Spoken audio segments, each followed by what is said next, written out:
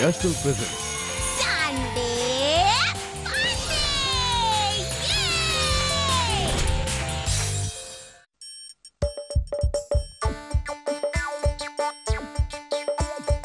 আসছে গোপাল যাচ্ছে গোপাল ভাবছে গোপাল হাসছে গোপাল আসছে গোপাল যাচ্ছে গোপাল ভাবছে গোপাল হাসছে গোপাল যুগের পরে যুগ কেটে যায় মানুষ তাকে ভোলে না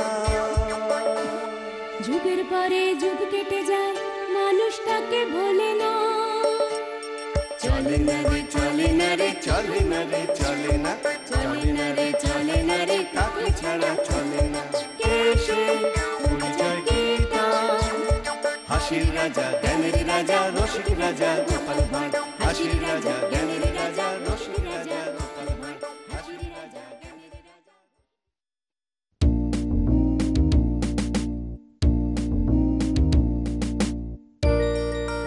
বলে আলসেমি করে দাওয়ায় বসে রোদ পোহালি হবে? বাজার যেতে হবে না? কেন ঘরে কিছু নেই? চাল ডাল তেল নুন আছে, কিন্তু আনাজপাতি তো সব বাড়ন্ত গো। খেয়েছে রে, এদিকে আমার ট্যাকের পয়সা করিও তো বারন্ত গো। বুঝেছি, বাজার করতে বললেই তোমার ট্যাক্স যে বাড়ন্ত হয়ে যায় সেটা আমি ভালো করে জানি। সত্যি বাবা, কি যে রামকিপ্টের হাতে পড়েছি, পয়সা খরচা করতে গেলে এই গায়ে যেন জ্বর আসেও না। এই, দেখো দেখো, ওই সকাল সকাল কাইমাই করে কানের পোকা বার করে দিও না তো। কি রে তোরা এই সময় না এলে তোমাকে কি আর পাওয়া যাবে? একটু পরেই তো তুমি তো রাত সবাই চলে যাবে। ঠিক আছে, যার জন্য এসেছিস সেটা আগে বল দেখি।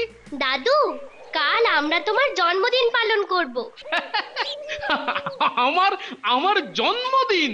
তা এ সুখবরটা কে দিল তোদের কানে? দিদিমা আমাদের বলেছে। দিদিমার বলা হয়ে গেছে।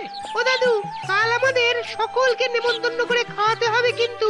ওরে মানিক, জন্মদিনের আবার জন্মদিন কিসের রে? তোমার কথার মানেটা কিন্তু কিছুই বুঝতে পারলাম না দাদু। বুঝলি না? জন্মদিন দয়ে দীর্ঘি দন্তেন্ন দিন মানে গরিব, বুঝলি? ওরে এসব জন্মদিন টন্মদিন ওই বড় লোকেদের হয়, বুঝলি? আমার মতো জন্ম থেকেই দিন মানে ওই গরিবদের হয় না। না না, ওসব কোনো কথা শুনবো না, কাল আমাদের খাওয়াতেই হবে। একদম ছাড়বি না তোদের দাদুকে। কিছু চাইলেই শুধু গরিব গরিব করে কিপটেমি করবে। ইস, কিপটেমি করলেই যেন ছাড়া পাবে। ও দাদু বলো না, কাল আমাদের নেমন্তন্ন করবে তো? আমরা কিন্তু খাবোই খাবো, মাছ ভাত দই মিষ্টি। একবার হ্যাঁ বলে দাও না দাদু। ও দাদু দাদু ও দাদু ও দাদু দাদু।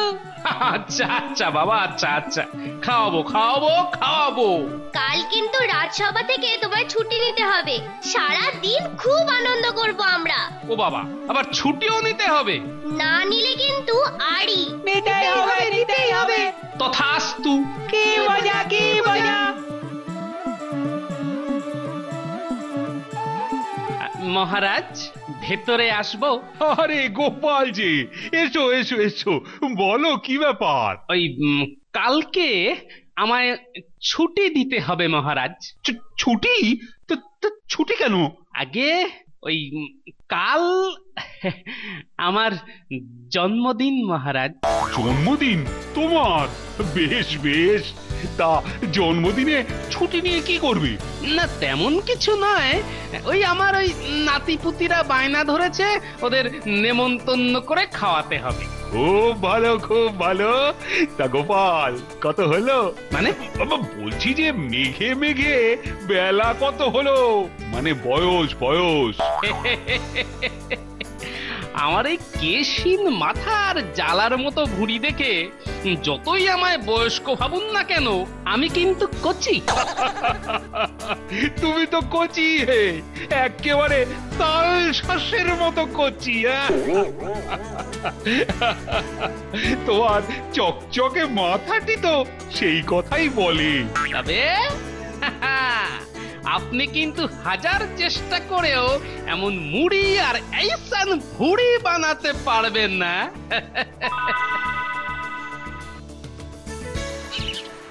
শোনো, এই বেশ বড় আর পাকা দেখে একটা রুই মাছ আনবে, হ্যাঁ? আর আর আর এই এক হাঁড়ি মিষ্টি দই আর সেরখানেক মাখা সন্দেশ। বাবা, এক হাঁড়ি মিষ্টি দই আর 100 মাখা সন্দেশ? বলি, এটা কি আমার জন্মদিন হচ্ছে না দ্বিতীয়বার বিয়ে? এই একেবারে কিপটেমি করবে না, যা যা বললাম তাই তাই নিয়ে এসো। হ্যাঁ, অগত্যা।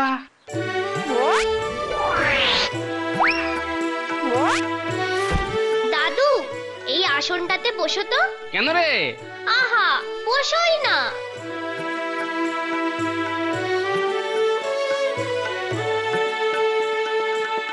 আসুক ফিরে অনেক বছর এমন শুভ দিন, জ্ঞানের রাজা গোপাল দাদু, তোমার জন্মদিন। ওরে, এতদিন আমি জানতাম যে আমি জন্ম থেকেই দিন, কিন্তু বুঝলি, আজ মনে হচ্ছে এই দুনিয়ায় আমার মতো আমির আর কে আছে বল দেখি।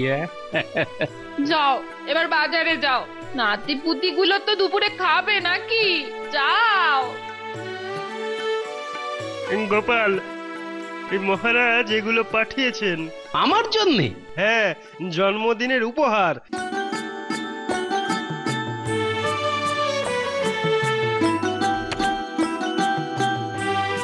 ধুতি চাদরটা পরতে বলেছেন।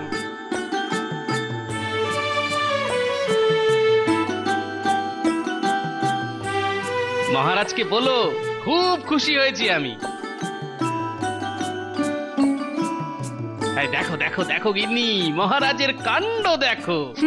তোদের কিপটে দাদুর আর বাজার খরচ করতে হলো না। এই জন্যই বলে, যে খাই চিনি তারে জোগায় চিন্তামণি।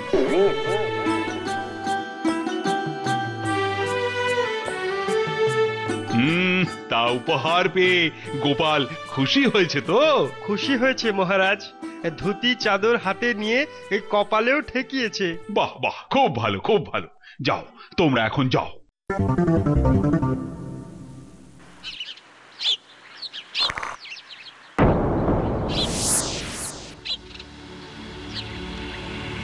এই মনে তো হচ্ছে সোনার কৌটো, কিন্তু এ কি কাণ্ড! মাছের পেটে এমন সুন্দর সোনার কৌটো এলো কি করে? হয়তো কারোর হাত থেকে এটা জলে পড়ে গিয়েছিল, আর মাছ সেটা গিলে নিয়েছিল। দেখি দেখি, কৌটোটা একবার দেখি তো। কৌটোর ঢাকনা তো বন্ধ, খুলে দেখতে হবে। ও বাবা, ভেতরে আবার গোল করে পাকানো কাগজ। উরি বাবা, কাগজে আবার পরিষ্কার বাংলায় কি সব যেন লেখা রয়েছে। পড়ে দেখো না। হ্যাঁ, দাঁড়াও দাঁড়াও দাঁড়াও, দেখি তো। কড়ির ভেতর কড়ি, কেমনে তারে ধরি, কড়ির গায়ে ঝুলছে ঝুড়ি, আর কিছু সাবান, যত খসবে ফেনা, ফেনা মানেই সোনা, প্রাসাদ থেকে হাঁটলে সোজা, উত্তরে মাইল 4, ভুল করলেই ঘুরতে হবে, হবে যে নাচার। এটা তো মনে হচ্ছে একটা ধাঁধা। হ্যাঁ, আর এমন মুখ্যম ধাঁধা যে আমি নিজেই ধাঁধায় পড়ে গেছি। বুঝলি, মনে হচ্ছে এটা কোনো গুপ্তধনের হদিশ। গুপ্তধন? চলো না দাদু, আমরা এটাকে খুঁজে বের করি। এখনো সব থাক, ভালো করে মাছের কালিয়া রাঁধছি। আগে পেট পুড়ে আনন্দ করে সব খা, তারপর না হয় ধাঁধা বাঁধা নিয়ে ভাবিস।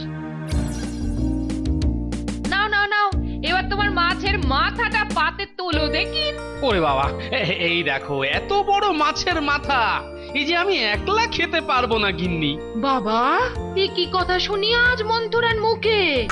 বেড়াল বলে মাছ খাবো না, কাশি যাবো। ও কি, উঠি ভাত নিয়ে নাড়াচাড়া করছিস কেন? মুখে তোল, আরো 2 টুকরো মাছ খেতে হবে কিন্তু। খাচ্ছি গো খাচ্ছি। আচ্ছা দাদু, কড়ি মানে তো টাকা পয়সা, কিন্তু কড়ির ভেতরে কড়ির মানে কি? সেটাই তো বুঝতে পারছি না রে। যাকে যাক, এখন খা দেখি, পেট পুড়ে খেলে না আমার মাথায় আবার বুদ্ধি বাড়ে।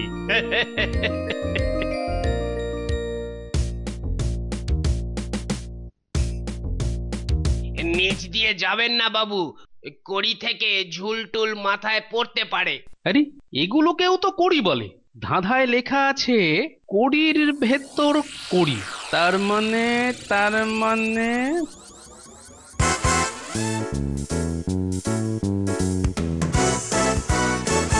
আসতে পারি মহারাজ? আরে এসো এসো এসো। তা জন্মদিন কেমন কাটালে? খুব ভালো মহারাজ। যা একটা কাতলা মাছ পাঠিয়েছিলেন না, সকলে মিলে খেয়েছো তো? হ্যাঁ খুব খেয়েছি। আমার নাতি পুতিদের সাথে খুব আনন্দ করে খেয়েছি। তা মহারাজ, এদিকে তো একটা কাণ্ড হয়েছে। গোপাল কি একটা কাণ্ডের কথা বলছে না? দরজার আড়াল থেকে আড়ি পেতে শুনতে হবে। মাছের পেট কাটতেই তার পেটের ভেতর থেকে বেরিয়ে এলো একটা ছোট্ট সোনার কৌটো। হ্যাঁ, বলো কি? তারপরে ওই কৌটোর ভেতরে কাগজে লেখা একটা ছড়া। ছড়াটা এইরকম, ওই কড়ির ভেতর কড়ি, কেমনে তা ধরি, কড়ির গায়ে ঝুলছে ঝুড়ি, আর কিছু সাবান, যত ঘষবে ফেনা, ফেনা মানেই সোনা, প্রাসাদ থেকে হাঁটলে সোজা, উত্তরে মাইল 4, ভুল করলেই ঘুরতে হবে, হবে যে নাচার। এটা আবার কি কোনো ধাঁধা নাকি? হ্যাঁ মহারাজ, আমার ধারণা এটা নিশ্চয়ই কোনো গুপ্তধনের হদিশ। বলো কি? আমি কিন্তু এই ধাঁধার মাথা মুন্ডু কিচ্ছু বুঝতে পারছি না। তবে তুমি যদি এর রহস্য বের করার চেষ্টা করো, তাহলে আমার কাছ থেকে সব রকমের সাহায্য পাবে। ঠিক আছে মহারাজ। এই গুপ্তধন আমি হাতাবো। শুধু আড়াল থেকে গোপালের চাল চলনের ওপর নজর রাখতে হবে। তাহলে বুঝতে পারলি তো কড়ির ভেতর কড়ি কথার অর্থ? বুঝেছি। পাকা বাড়ির কড়ি কাঠের মধ্যে কিছু টাকা পয়সা লুকোনো আছে, আর কড়ির পাশে ঝুড়ি, সাবান ঘষা, সাবানের ফেনা মানে সোনা। এগুলোর জট খুলছে না, তাই তো? আরে খুলে যাবে, খুলে যাবে। মাথা ঠান্ডা করে ভাবলেই সব রহস্যের জট একেবারে খুলে যাবে। গোপাল বুড়ো, তুমি খুলবে রহস্যের জট, আর আমি হাতাবো গুপ্তধন। চল এখন উঠে পড়ি। তোর দিদিমাকে নিয়ে একবার শ্যাকরার দোকানে যেতে হবে। তেনার আবার সোনার বালা গড়াবার শখ হয়েছে। ঠিক আছে, ঠিক আছে, ঠিক আছে। 3 ভরি করে 6 ভরির পাক্কা সোনার বালা। ঠিকঠাক পাকা সোনা পাবো তো? পাবে না মানে? আমি এক্ষুনি পাকা সোনা বের করে দেখিয়ে দিচ্ছি। আচ্ছা, এটাই তাহলে পাকা সোনা? হ্যাঁ, পাক্কা সোনার বাট।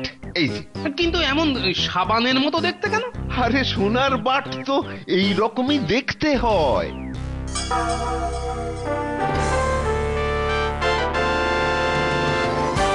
ও কি, গোপাল হঠাৎ করে উঠে চলে গেল?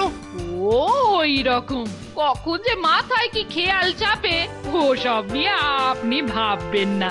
সোনা আমায় দেখান, হ্যাঁ আমায় দেখান।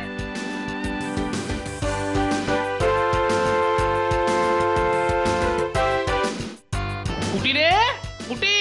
আরে ও পুটি, কোথায় গেলি রে? কি হলো দাদু? পুটি রে, মেরে দিয়েছি। সাবানের মানে বুঝতে পেরেছি। কিরকম?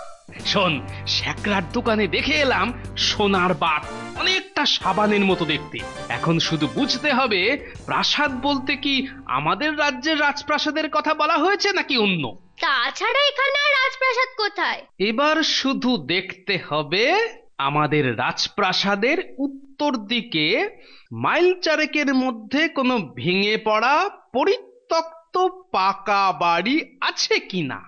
পরিত্যক্ত পাকা বাড়ি হতে পারে। শোন, তুই দাঁড়া, আমি চট করে মহারাজের কাছ থেকে ঘুরে আসি।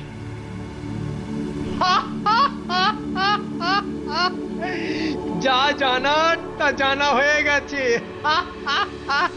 ওরে বেটা গোপাল, তোরা পৌঁছাবার আগেই আমি সব হাতিয়ে নেব।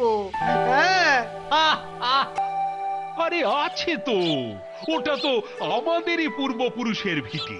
শুনেছি ওটা জীর্ণ হয়ে যাবার পর এই প্রাসাদ তৈরি হয়। আমার মনে হয় মহারাজ ওই জীর্ণ প্রাসাদেই গুপ্তধন আছে। হ্যাঁ, থাকলে তো ভালোই, তুমি গিয়ে উদ্ধার করো। আমি সেখানে একলা যাব না মহারাজ, আমার চেলা চামুন্ডারাও সঙ্গে যাবে। কেন কেন কেন, সবাই আবার একসাথে কেন?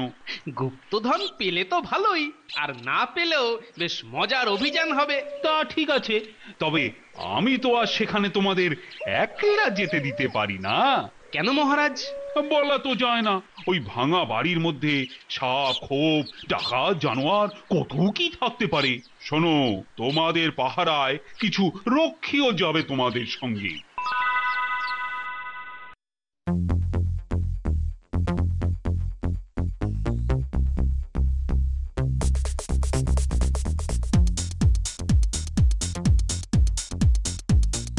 দাদু দাদু, ওই দেখো সেই ভাঙা প্রাসাদ। দেখতে পেয়েছি। আমাদের কিন্তু খুব সাবধানে বাড়িটার মধ্যে ঢুকতে হবে। মহারাজ বলে দিয়েছেন আগে পিছে আমরা যাব, আর মাঝে যাবে তোমরা।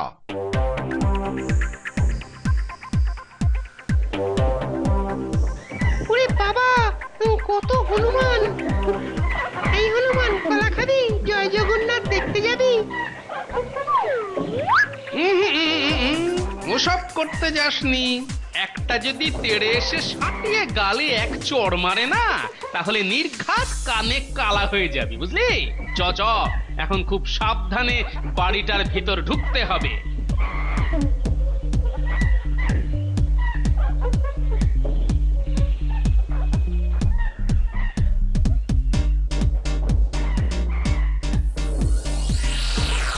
বাবা, কত বড়! ইস, প্রায় পুরো ভেঙে গেছে। দাদু দেখো, ছাদ থেকে কড়িটার একদিকে কেমন ঝুড়ি নেমেছে। আর বট গাছের এই ঝুড়ির চাপেই কড়ির একদিক ভেঙে পড়েছে। ধাঁধায় কি বলা আছে? কড়ির গায়ে ঝুলছে ঝুড়ি, তার মানে? তার মানে ধাঁধায় এই কড়িটার কথাই মনে হয় বলা হয়েছে। এখন তোরা সব সরে দাঁড়া, আমি কড়িটাকে পরীক্ষা করব।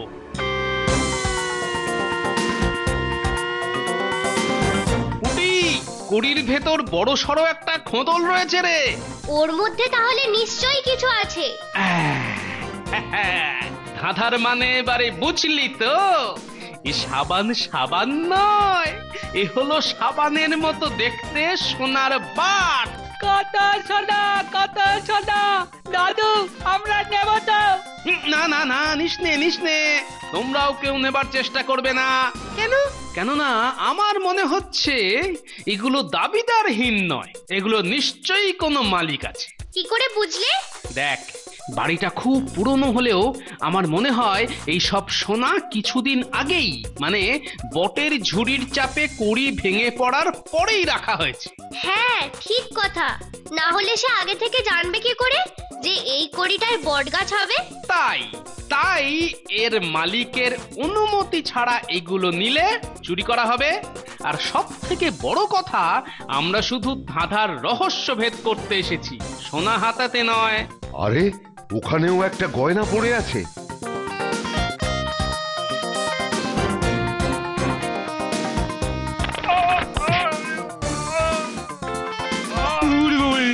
কি হলো? গোপাল, আমাদের বাঁচাও! এই জন্যই সকলকে বলেছিলাম এগুলোর ওপর লোভ না করতে। গোপাল, গোপাল, আমাদের বাঁচাও! গোপাল, আমাদের বাঁচাও! আমাদের বাঁচাও গোপাল! দাঁড়াও দাঁড়াও দাঁড়াও, দেখছি।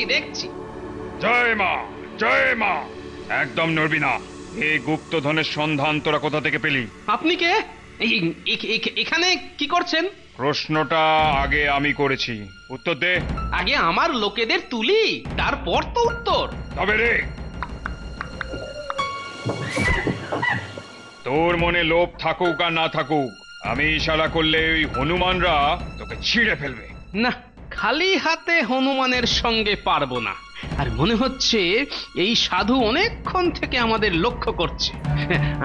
আগে ওই মাছের পেটে সোনার কৌটোর ভেতর পাকানো কাগজ, কাগজে লেখা ধাঁধা, মাথা খেলিয়ে ধাঁধার রহস্য বের করতেই এখানে আসা। সেটা দেখি।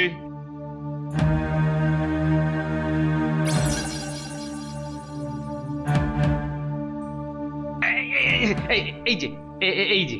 বেশ, এটা বুঝলাম যে এটা তোর ভাগ্যেই ছিল। যা, এগুলো নিয়ে বড়লোক হবি, যা। না না সাধু বাবা, বড় লোক হবার জন্য গুপ্তধন খুঁজতে আসিনি আমরা। তাহলে?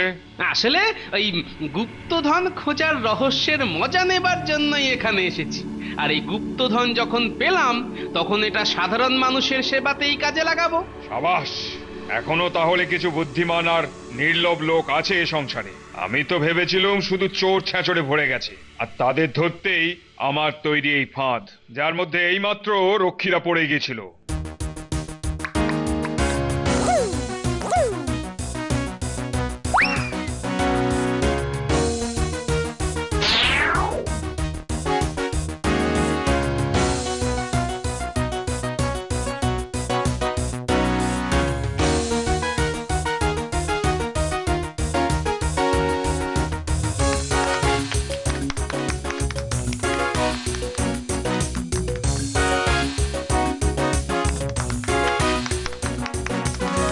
আপনি বলুন তো, আপনি কে? সন্ন্যাসী হয়ে গুপ্তধন পাহারা দিচ্ছেন?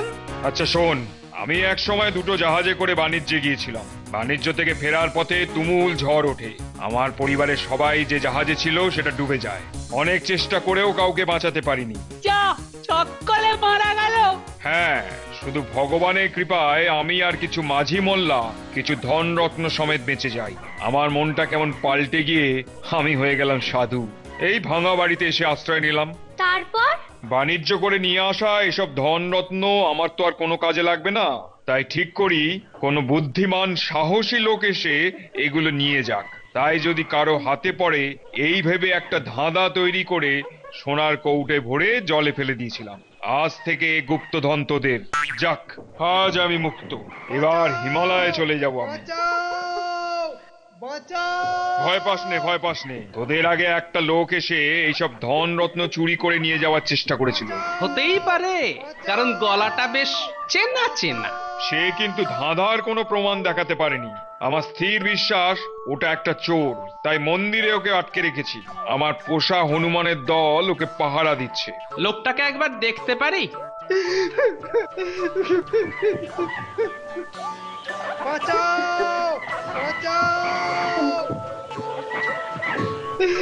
গোপাল, গোপাল, আমাকে বাঁচাও গোপাল, আমাকে বাঁচাও।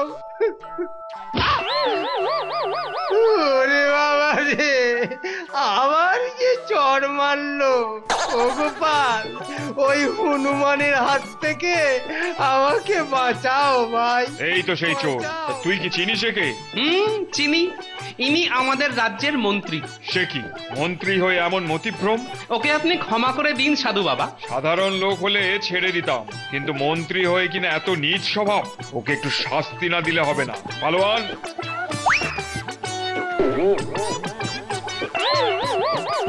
তাহলে মন্ত্রী মশাই?